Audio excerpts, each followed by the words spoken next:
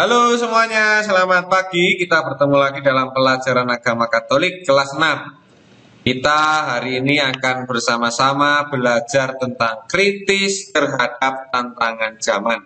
Kalau minggu yang lalu kita sudah belajar tentang karya pelayanan gereja, hari ini kita lebih dalam lagi membahas tentang kritis terhadap tantangan zaman. Untuk mengawali kegiatan hari ini, mari kita ambil sikap berdoa yang baik, supaya kegiatan kita hari ini diberkati oleh Tuhan. Dalam nama Bapa dan Putra dan Roh Kudus, amin. Ya Bapa, pada hari ini kami akan belajar mengenai sikap kritis dan berani dalam menghadapi aneka permasalahan yang ada di dalam gereja dan masyarakat. Bimbinglah kami agar dapat belajar memiliki sikap kritis dan berani mewartakan kerajaan Allah. Amin. Kemudian kepada Bapa dan Putra dan Roh Kudus, seperti pada permulaan, sekarang, selalu, dan sepanjang segala abad. Amin. Dalam nama Bapa dan Putra dan Roh Kudus. Amin. Anak-anak yang terkasih, mari kita amati gambar berikut ini. Jadi di situ dikatakan, inikah yang disebut kemajuan zaman.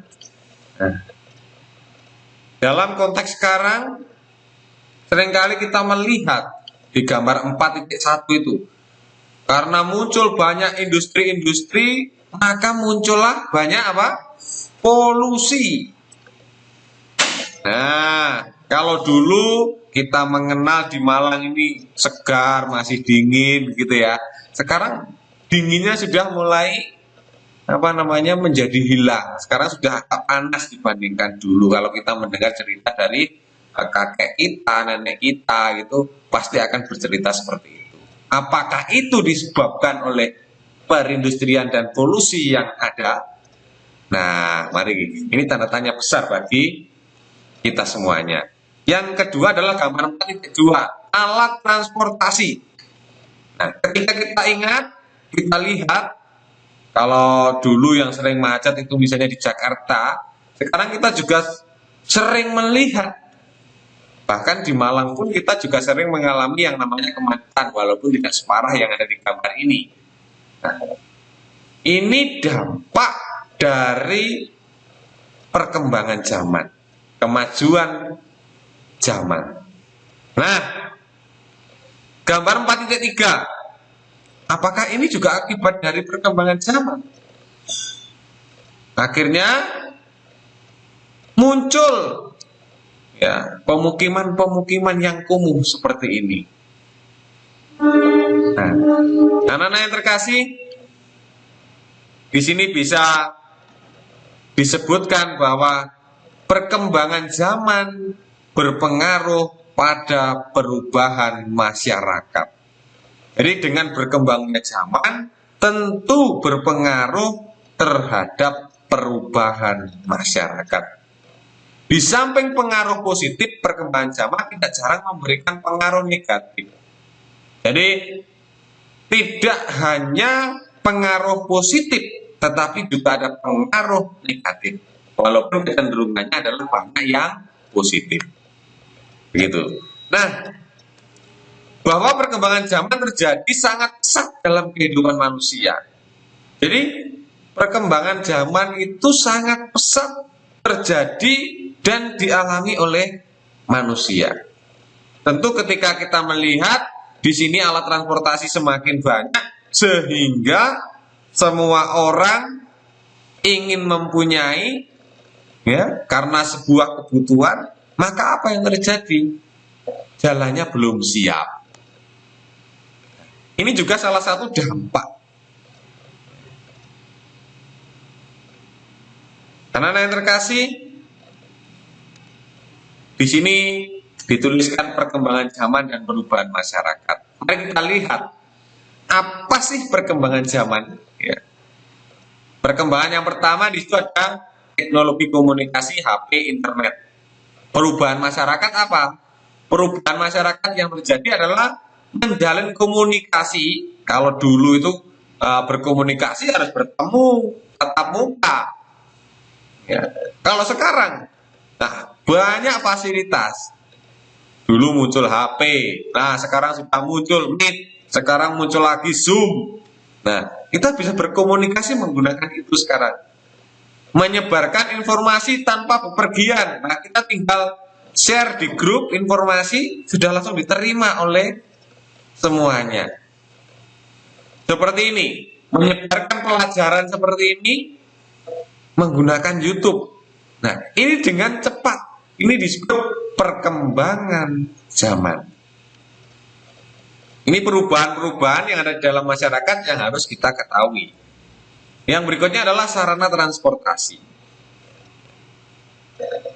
Dengan adanya sarana transportasi, maka kita sekarang kalau bepergian dengan kendaraan, jarang sekali kita bepergian itu jalan kaki. Kalau Pak Wana dulu itu sering komunikasi dengan neneknya Pak Wana, itu mesti nenek itu bilang, Wan, dulu itu kalau sekolah 4 kilo, 5 kilo itu ya jalan kaki. Tapi sekarang 4 kilo, 5 kilo itu bagi kita sudah jauh sekali. Bahkan mau jalan kaki itu apa? Ya malas begitu ya. Karena apa? Karena ada sarana transportasi. Ya. Akhirnya apa yang terjadi? Kebiasaan berjalan semakin berkurang. Sekarang dekat saja, paling ke Indomaret 500 meter, ya menggunakan sepeda motor. Ya, betul apa enggak? Coba amati apa yang ada di dalam masyarakat sekarang. Ya. Dampak. Kalau tadi sebelumnya kita lihat perubahan masyarakatnya, kita lihat dampaknya. Ya. Dampak positif dari sarana transportasi adalah membantu kebutuhan masyarakat dalam bepergian. Ya. Dulu ketika masih belum seperti ini ada tol, itu kalau ke Jakarta itu Pak Wana pernah 24 jam lebih itu. Berangkat dari sini jam 1 siang sampai Jakarta jam 3 sore. Nah, itu kan sudah lebih dari 24 jam besoknya itu ya. Sekarang dengan adanya tol itu, nah, sarana transportasi semakin baik, akhirnya apa yang terjadi? Berangkat dari sini siang jam 1 sampai Jakarta besok pagi sudah subuh itu sudah sampai di Jakarta. Nah, jadi membantu kebutuhan masyarakat. Tentu kalian bisa membayangkan ketika tidak ada transportasi gitu ya. Kita ke Papua jalan kaki ya butuh berapa tahun gitu ya. Butuh berapa bulan. Nah, karena ada alat transportasi, kita tinggal naik dari Malang, dari Surabaya ke Papua. Selesai. Sehari 2 hari paling lama kalau transit selesai. Nah, tetapi juga ingat ada dampak negatifnya. Dampak negatifnya apa? Adanya polusi. Ya, udara kebersihannya menjadi berkurang. Yang berikutnya adalah kemacetan. Kalau tidak ditata sungguh, itu akan mengalami kemacetan. Ya, puji Tuhan di Malang itu macetnya tidak seperti di kota-kota yang lain. Gitu ya. Semoga nanti semuanya di Indonesia itu bisa mengatur kemacetan ini sehingga kemacetan menjadi berkurang. Bahkan harapannya tidak ada kemacetan, gitu kan? Nah, yang berikutnya dampak negatifnya apa? Kecelakaan. Karena semua pengen serba cepat, kadang-kadang mendadak-mendadak. Nah, akhirnya terjadilah sesuatu yang tidak diinginkan. Nah, di sini kita sudah melihat dampak positif dan dampak negatif dari sarana transportasi. Tentu sarana komunikasi juga memiliki dampak positif dan dampak negatif. Mari kita lihat. Sarana komunikasi dampak positifnya apa? Membantu manusia menjalin komunikasi dengan cepat. Karena sekarang itu musimnya corona gitu ya. Kalau bepergian kan jarang kita ya. Akhirnya kita berkomunikasi melalui video call, Zoom, Meet. Ya. Pak Wana itu hampir setiap hari video call dengan orang tuanya Pak Wana yang berada di Bali. Hampir setiap hari bertemu, walaupun tidak bertemu langsung tapi secara virtual. Juga memperoleh informasi dengan cepat. Ya. Tetapi juga ada dampak negatifnya. Tentu adanya penipuan.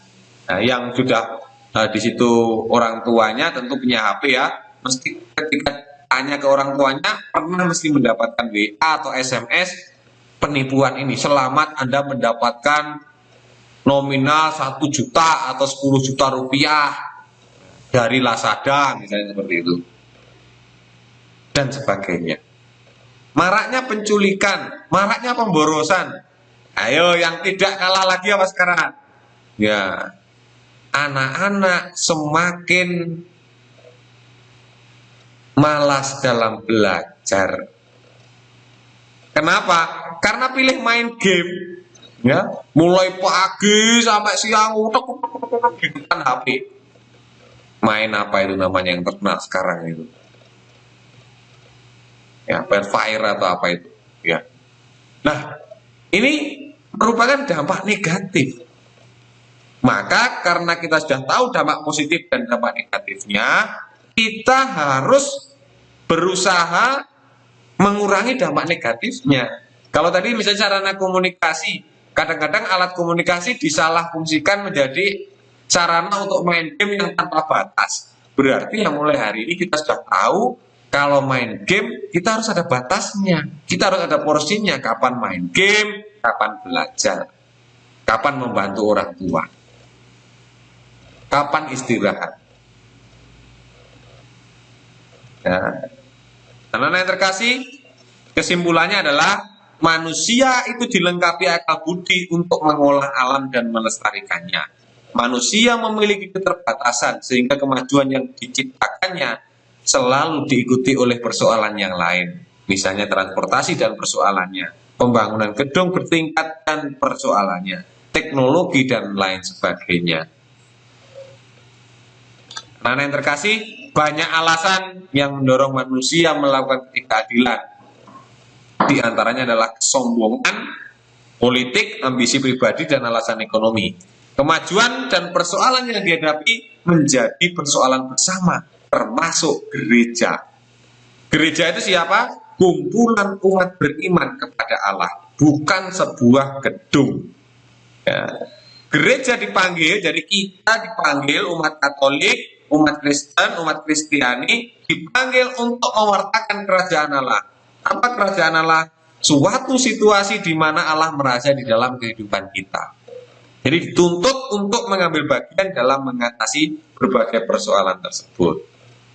Ya, anak-anak yang terkasih, Pak Wana beri kesempatan, silakan video ini di pause dulu. Anak-anak buka kitab suci, ya, dibuka kitab sucinya, dibaca dari Injil Matius bab 5 ayat 33 sampai 37, dari Injil Matius bab 20 ayat 1 sampai 16, ya, tentang Yesus dan hukum Taurat serta perumpamaan tentang orang-orang upahan di kebun anggur.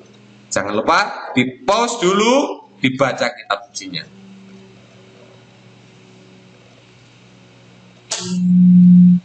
Setelah membaca kitab suci, anak-anak semuanya, kita baca dokumen gereja tentang Gaudium et Spes artikel 6. Ya.